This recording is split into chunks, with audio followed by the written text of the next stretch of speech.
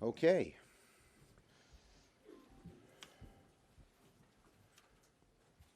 Good afternoon to everybody. Now, as everyone here knows, whoops, go ahead. Get your footing or your kneeing or whatever it is. So as everyone knows, we've all been sworn in by the Chief Justice of the United States to serve as judges and jurors in the impeachment trial of President Trump. When the Chief Justice walked in, you could feel the weight of the moment. I saw members on both sides of the aisle visibly gulp.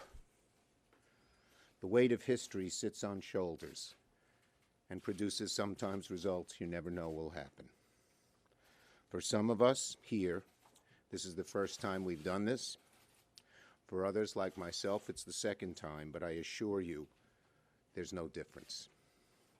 Even though I've gone through this before, for all of us, the solemnity, the gravity of the moment in our history hits you square in the back when you take that oath.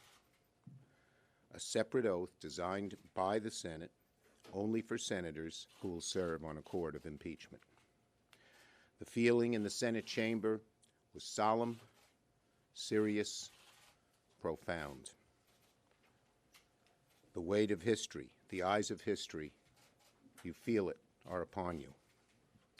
I know every one of my colleagues felt it.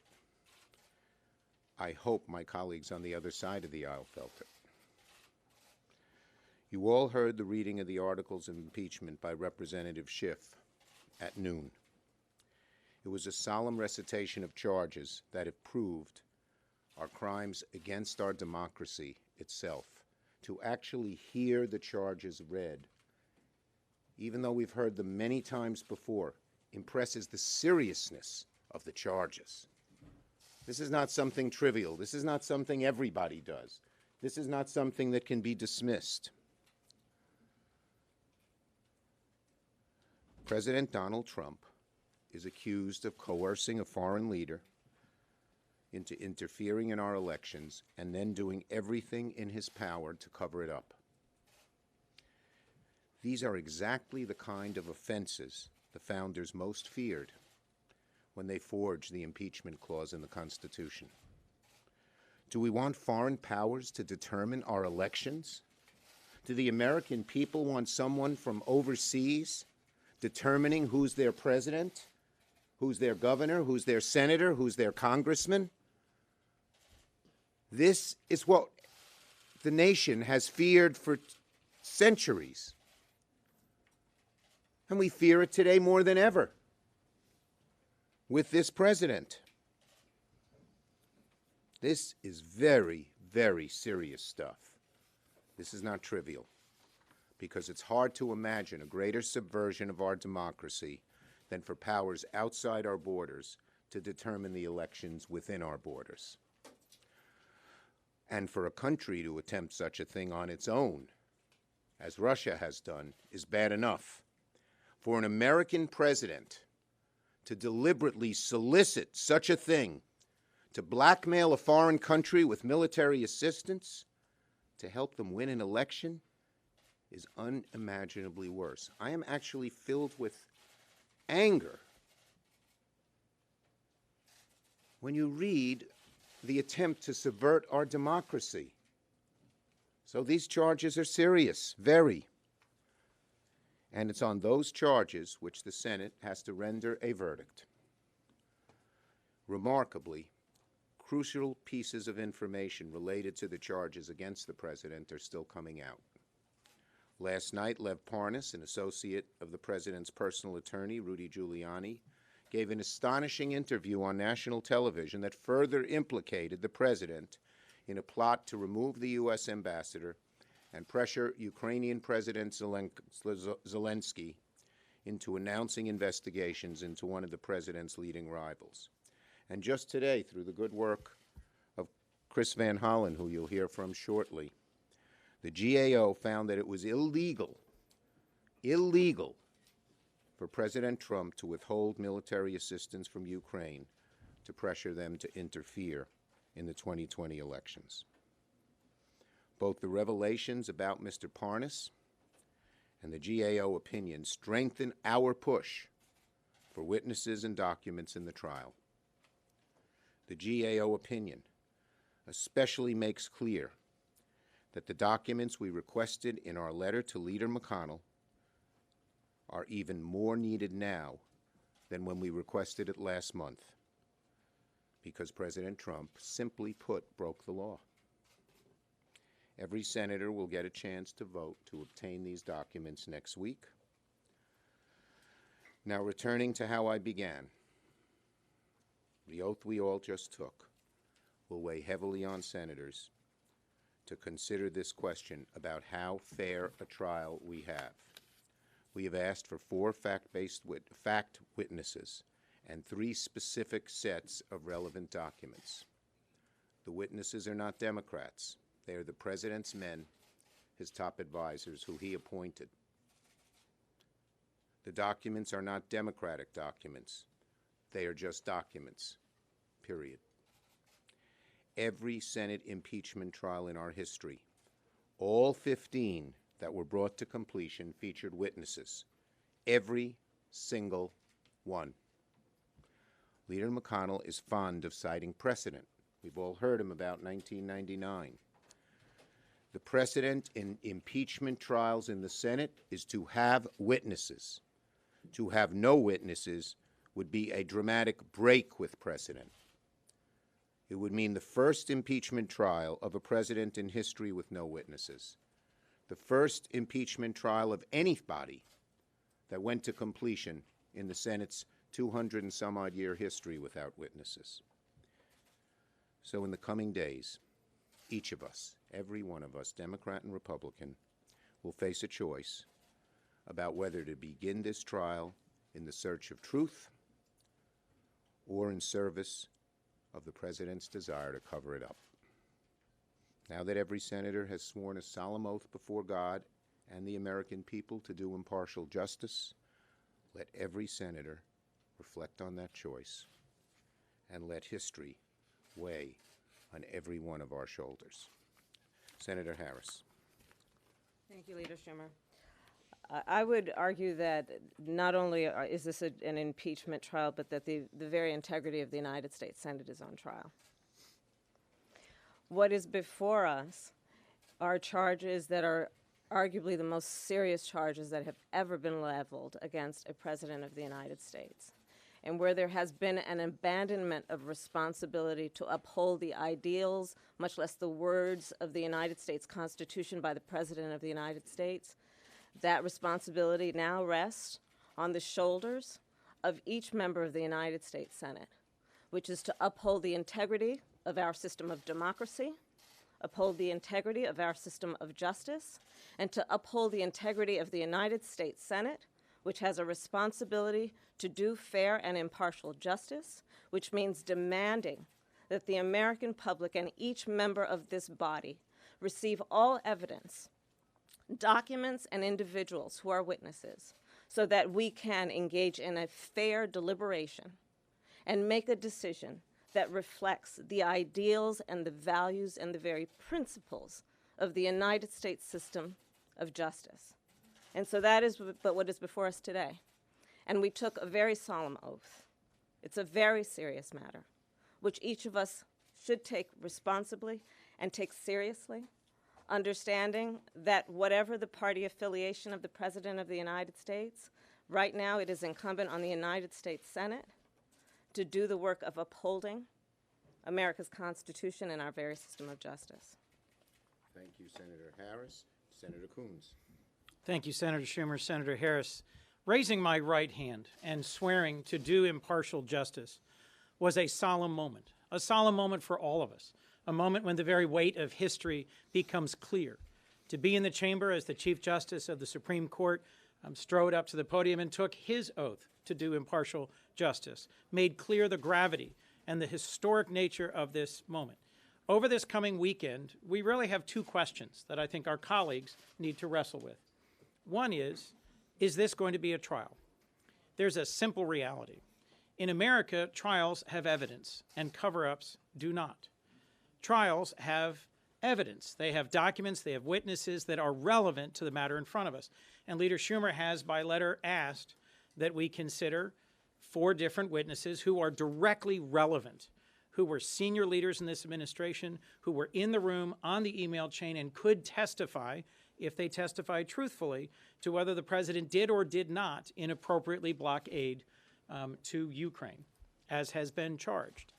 This is a big departure from previous investigations of presidents for impeachment that President Trump has used an overly broad assertion of executive privilege to try and block critical testimony. President Clinton, even President Nixon, directed his closest advisors and his cabinet officials to cooperate with an investigation, which leads to the second issue. The second article is obstruction of Congress. The president has to decide, is he going to present a defense? If he hopes to claim exoneration, he has to have put a defense in front of this Senate. So far, the evidence developed and presented in front of the House Intelligence Committee, the House Judiciary Committee, and that led them to take up and vote 2 articles of impeachment seems very compelling, largely because the president has declined to present a defense. He will have his chance in briefs over these next few days and in the conduct of this trial. So I would say to my colleagues on the other side, please spend the weekend reflecting on the importance of this moment, on the ways in which I would agree the Senate itself is on trial, and see whether you can be open to the idea that we should have a trial, not a cover-up, that features documents, evidence, witnesses, rather than an historic sham that fails to meet the moment. Thank you. Senator Blumenthal.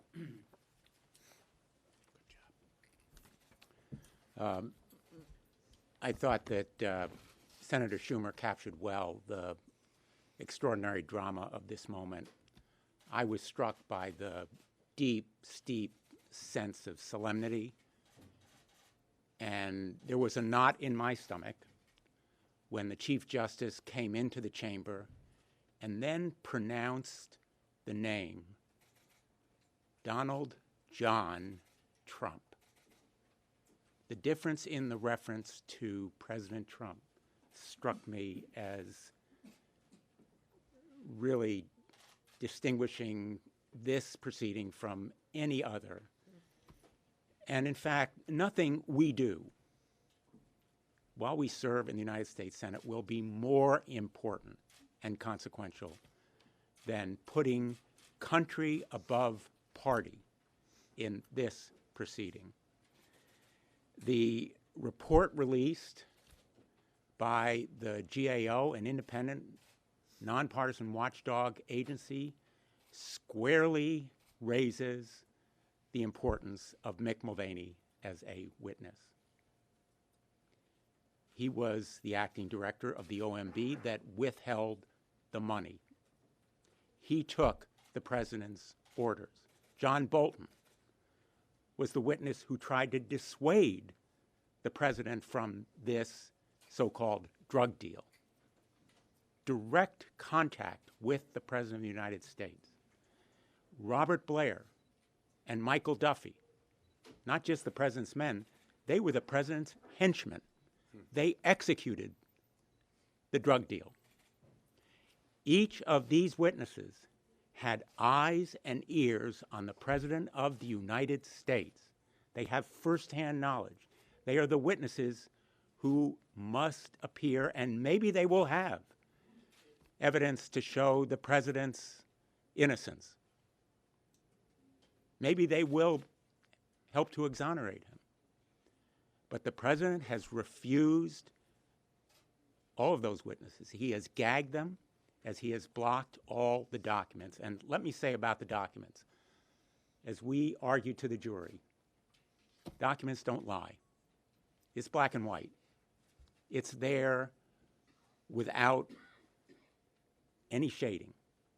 And an effort by the president's defense team to use a document that they have blocked should be excluded, as it would be in any trial. They should be playing by the rules of a full and fair proceeding, not a cover-up, which is what the president has sought to do. And so I hope my Republican colleagues will, in fact, put country above party and decide that the American people want a full, fair, and open proceeding so that they will know all of the truth and all of these corroborating witnesses. The case is already overwhelming, but I'm going to be listening.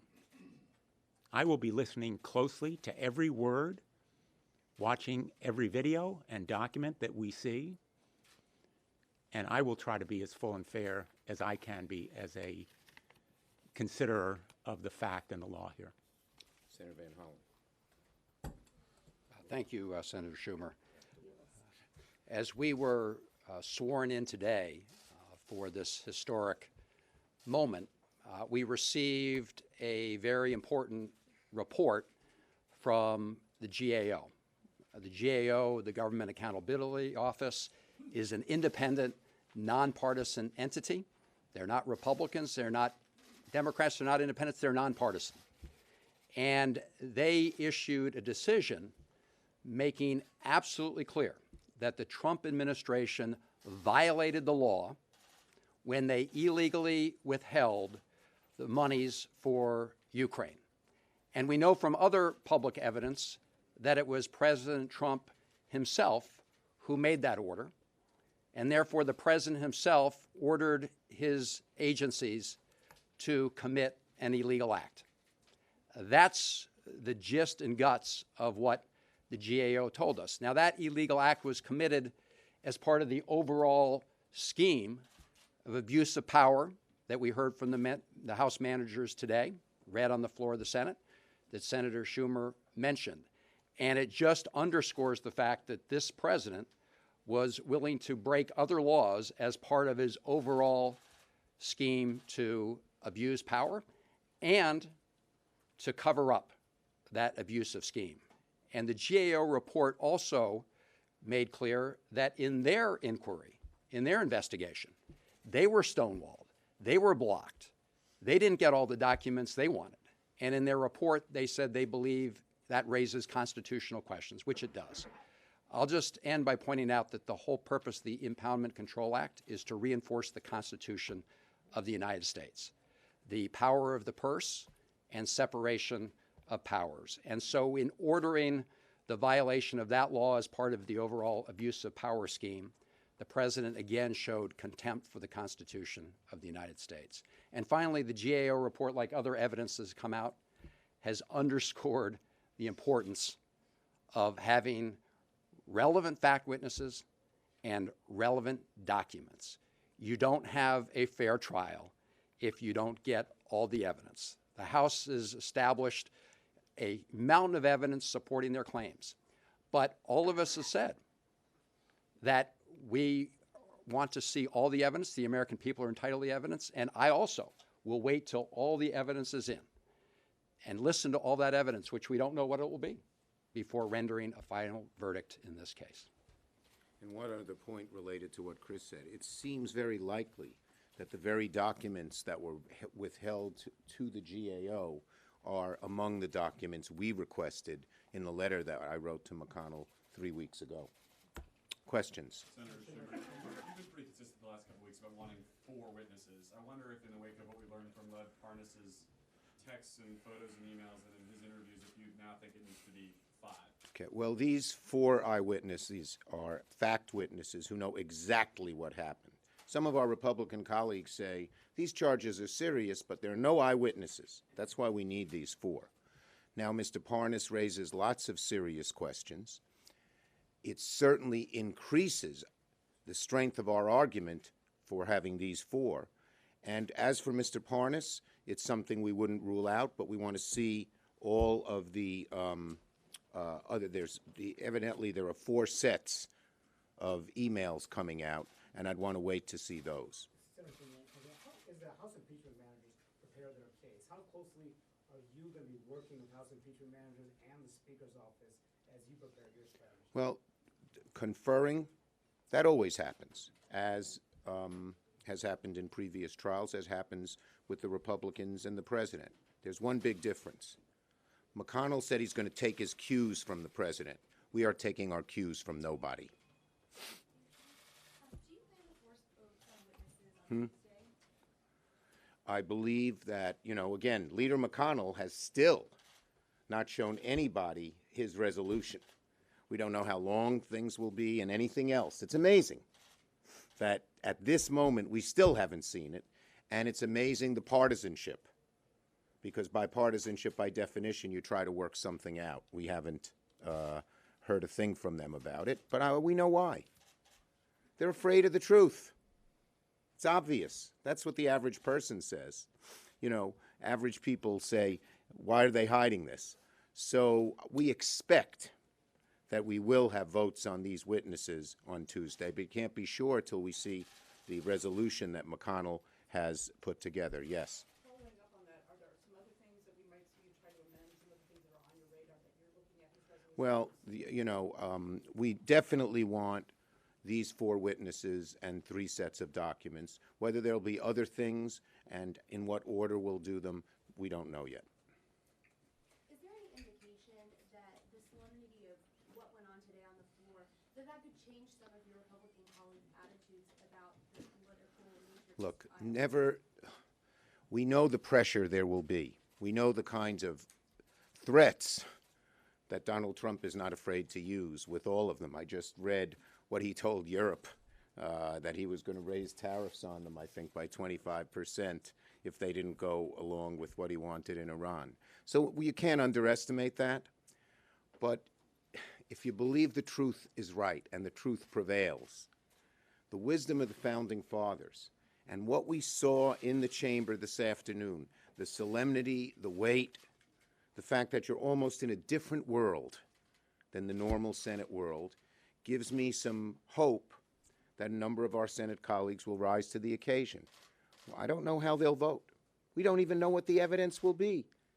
It could be exculpatory. It could be further incriminating. We don't know, but we want the truth. And maybe some Republicans will rise to the occasion, because this is the second one I've been through. It's different. It's different than day-to-day, normal being a legislator. Leader Schumer, there's a chance that I guess some of the deliberations and debate might be in closed session. Would you prefer that would actually be an open session so that we could see the debate? Okay, I would like it to be as open. I mean, might there be an occasional moment where we think we might come together in a closed session? Yes, but the strong presumption is to be open, and I want to see as much of it open as possible. Republicans have floated the idea of calling Vice President Biden as a witness. Vice President Biden has said that he would testify if subpoenaed. Would you be willing to come to some kind of arrangement whereby, let's say, Democrats would get John Bolton as a witness and Republicans? Well, listen, I'm not going to negotiate out here. I'm saying we need these 4 witnesses. We need these 3 sets of documents. They haven't made any offer about any witnesses or any documents, so we're just fighting for this at minimum. Do the House managers face any limits on what they can present for the prosecution? Can they add the materials that have come out since the... Well, it has to be the only articles of impeachment are done. But their briefs, they can say, I might expect, I do not know, that a lot of the Lev Parnas stuff and maybe the GAO stuff would be in their briefs. One more, yes. When you said you expect to have votes on witnesses, does that mean that the organizing resolution does not include language on witnesses? I have not seen the organizing resolution. I think a whole lot of Republicans have not seen the organizing resolution. Thanks, everybody. Have a nice weekend.